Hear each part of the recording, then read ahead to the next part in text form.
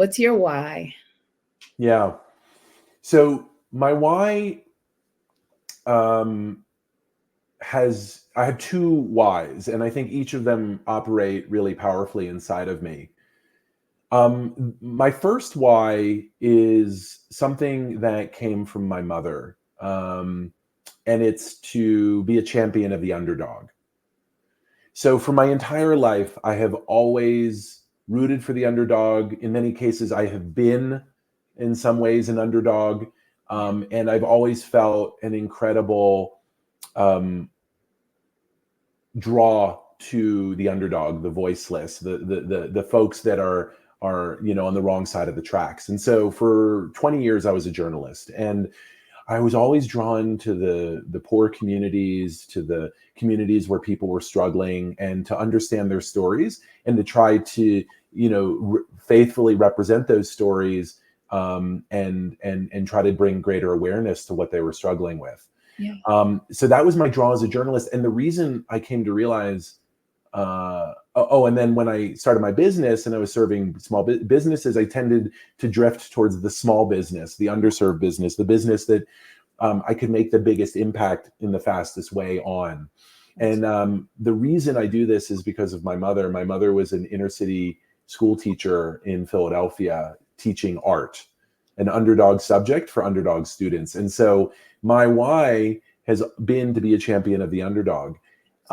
But then the other why that I've come to realize more recently is there's been like a very common thread through my entire life, my entire professional life, which is I love to learn, and then I love to share what I learn with others. Yeah. I don't like hoarding knowledge. I like giving it away freely and generously. And so being a journalist, that's what you do. You go in the world and you learn about the world, and then you share it. And being a teacher, an instructor, a coach, a trainer, same idea. I take really tough topics, in this case, marketing, AI-powered marketing, and I simplify it, and then I share it. And I just have this very strong instinct to learn and share. And so that really is about my grandfathers. One of my grandfathers was a professional soccer coach in La Liga in Spain. And the other one was also a school teacher. He taught physics in Central High School in Philadelphia, the second oldest public high school in the country. And so this long line of coaching and teaching has manifested in me as someone who loves to learn and wants to share what I learned with others. Yeah. And it's a statement that I say very often. This life isn't really about me. It's not about us. We don't have these experiences and the challenges and the successes in order to keep them to ourselves. They are to be shared. And you're doing exactly just that, serving an underserved community, helping small businesses that are often left behind. And as you mentioned, not so many of those small businesses have websites. And that's time consuming within itself. Is just trying to get up a website and just having that, big audacious idea and not really knowing what to do with it, Dan, has probably been the least challenging of it all than getting a business off ground. So it's imperative, and it's a need for someone like you to actually help those individuals to move forward and find success in a small business, because there is success. So I definitely appreciate that. And thank you for sharing your why. How did you get started? Yeah. Well, there's two answers to that question. I'm going to start with how I got started as a business owner, and it was started with me being fired. Like so many visionary entrepreneurs, there's really only one person who would ever hire you, and it's ourselves. Yes. We're driven, but we also drive people crazy. Yeah. And so, I was a very high-level journalist, working at NPR and the public radio station in Miami, and lost my job and had to kind of start over and reinvent. Journalism is a really challenged industry, and there just was no job in Miami, where I was living at the time, that was a fit. And so first I said, I was mid-career, I was in my late 30s, and I said, I'm really good at storytelling. journalistic storytelling.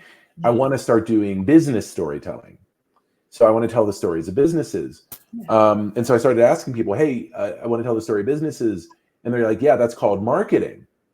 I'm like, okay, marketing. And I like wrote marketing down on my pad. And then I said, but the future is digital, right? So I want to do marketing, but online. Yeah. They're like, yeah, that's called digital marketing. I'm like, okay, digital marketing. So literally I was that clueless. And so I started telling people, yeah, I want to learn digital marketing. This will take me a few weeks, right? I'm a smart guy. Anyway, I realized pretty quickly after I went down the YouTube rabbit hole that digital marketing is a pretty complex field. So I said, you know what, I could really use like a boot camp, kind of like coding boot Yeah. camp, but for digital marketing. And I couldn't find it. This was back in 2013. And so I had to learn the hard way. Mm. And so the initial inspiration for starting my business was the terrible pain that I experienced trying to learn this thing myself. Yeah. And this goes back to that idea of my why, which is I want to learn and share what I learned with others. Like 7 years later, I started to figure this all out. And it felt, first I was able to get a job in PR, and then I took on a marketing role while in that job. And then I joined a startup as a head of growth. And so that was like a marketing role. And I kind of like tripped my way forward and then I started teaching because I like to teach what I want to learn, and kind of figured it out. And over the course of like 7 years, got to like really understand marketing, but not only marketing in the way it's taught at the MBA programs. I've never actually taken a formal marketing class, but marketing is the way it's done at the small business level. And I began to build my own methodology that is borrows from a lot of what I just learned from the ground and some of the ideas that I've later been exposed to in marketing. And we call it the lead building system, and it's a simplified approach to marketing.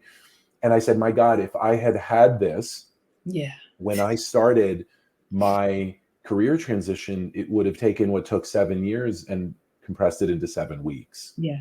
And so that's now what I share with business owners. I say, like, look, you need to understand marketing if you want to grow your company. If you want to scale, if you want to take this from, a business that you run and it takes all your time to one where you have enough revenue to hire people and grow, you need to learn marketing. Now, how are you going to learn marketing? Yeah. You can learn it the hard way, or you can learn it with us. Yeah. Right. And so that's sort of become the story that we tell about why we do what we do and how it helps others. And what's interesting is as I went deeper into the field of marketing, I came to realize that what I really love is entrepreneurship. I love being a business owner dedicated to helping other business owners grow through marketing. And it became, for me, the learning became much more about how to grow a business. Absolutely. And marketing became secondary to that, or supplemental to that. So that's really become my second professional love. My first professional love, my first love was journalism. Yeah. And then my second professional love has been entrepreneurship, how to build a business. And I'm dedicated to helping small businesses build theirs. And that's it's a goal that I know that you've reached 20,000 times and looking forward to that million. But you spoke about learning experiences, and I'd like to know, what was your most significant learning experience? Yeah.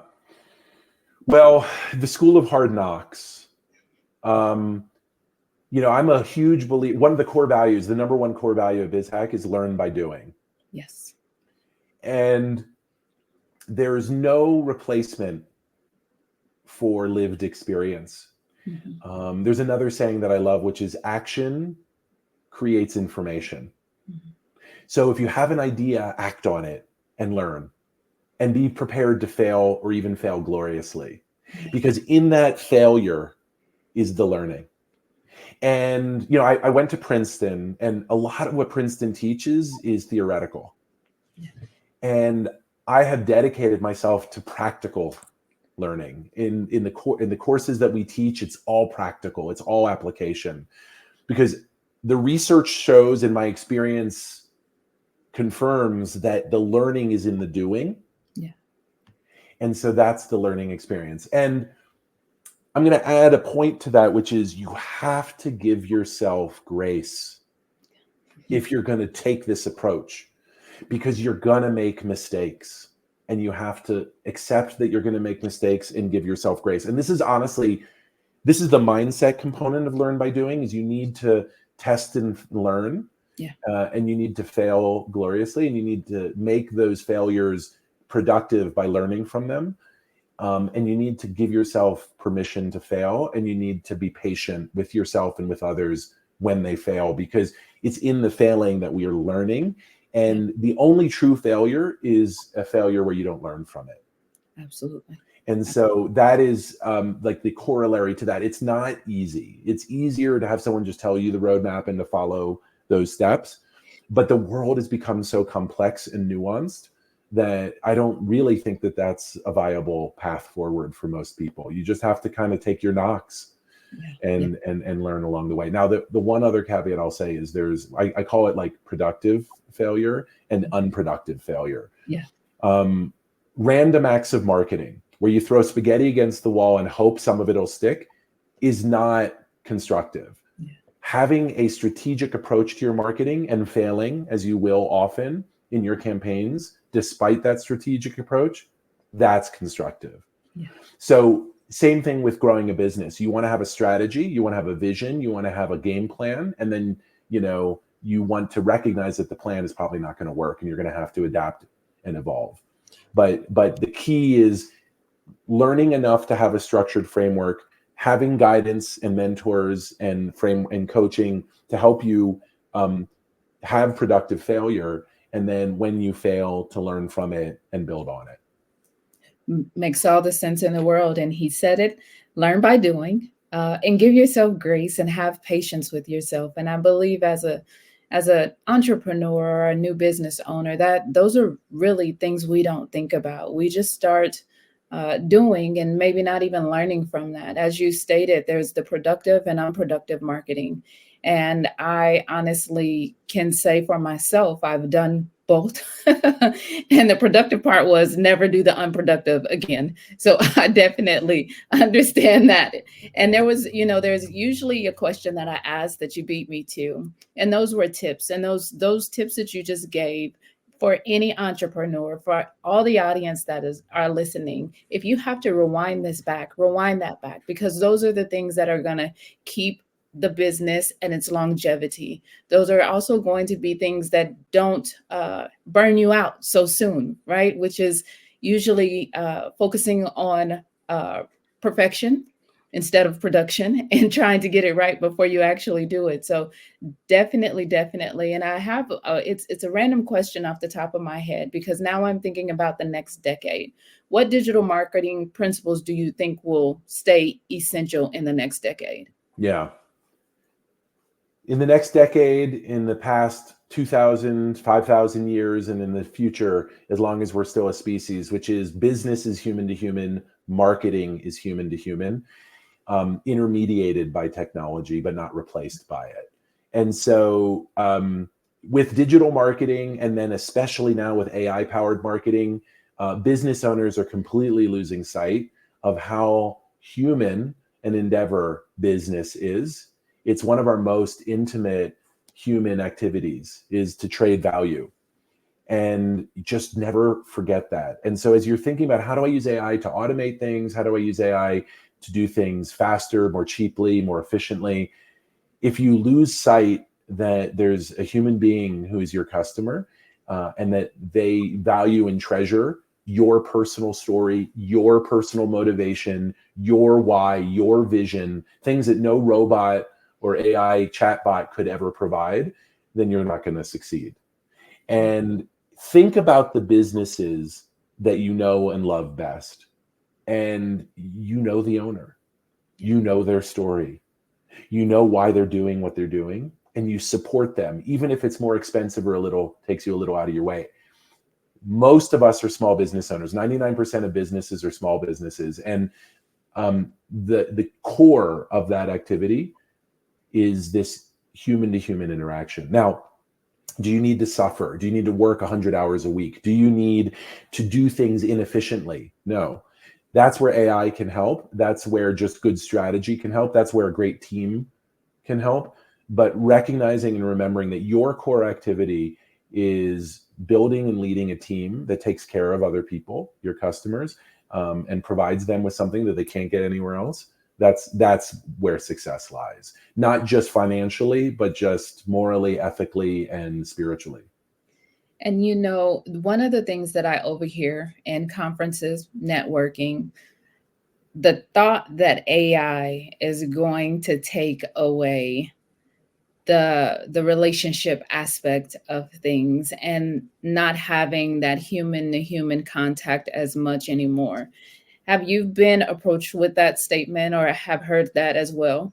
Yeah, there's a lot of financial incentive to promote that stupid idea, Yeah. largely by tech bros, Yeah. men who don't value human relationships. And it's stupid. It's a stupid idea. It's manifestly not true.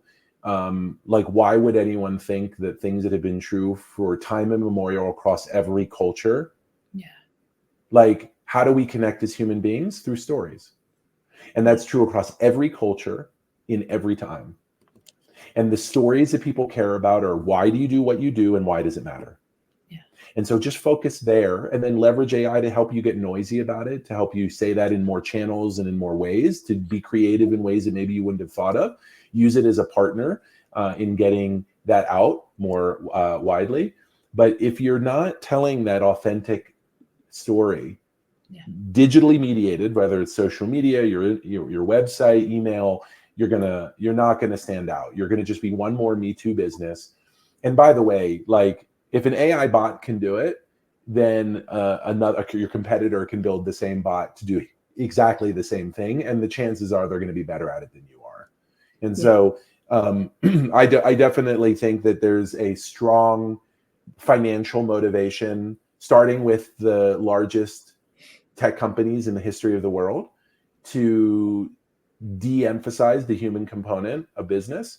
And I think it's a dumb idea, and you should be very skeptical of it. That's not to say to not leverage the most powerful technology for increased productivity in the history of the world. You'd also be completely nuts to not leverage AI. So I'm not saying, it's just understand what AI can and should do and not have it try to replace you. Absolutely. I love that. And then last thing I'll say is, Yeah. what I actually love about AI is it's actually helping us define our humanity. Like, what is distinctly human about us? Yeah. And I'll tell you what's distinctly human about us. It's our personal history. Yeah. And our personal motivation. Like, really the core of your podcast around vision. Yeah. No AI can provide that. No AI has lived the life you've lived, the experiences you've had, the influences, and the people who've shaped you. That's the human part of marketing. And you have to get really good at telling that part, and then leveraging AI to help you do it more efficiently and get noisy and maybe tell it in more creative ways. Thank you for being here today. I'm really happy that you tuned in to Vision Pros Live. I'm looking forward to seeing your reactions as these episodes continue to move forward. This is going to get more and more fun. We'll have more and more engagement as well. We'll invite people to participate in the show. And thank you for giving us your time and attention. Have an excellent time building out your vision and becoming a Vision Pro yourself.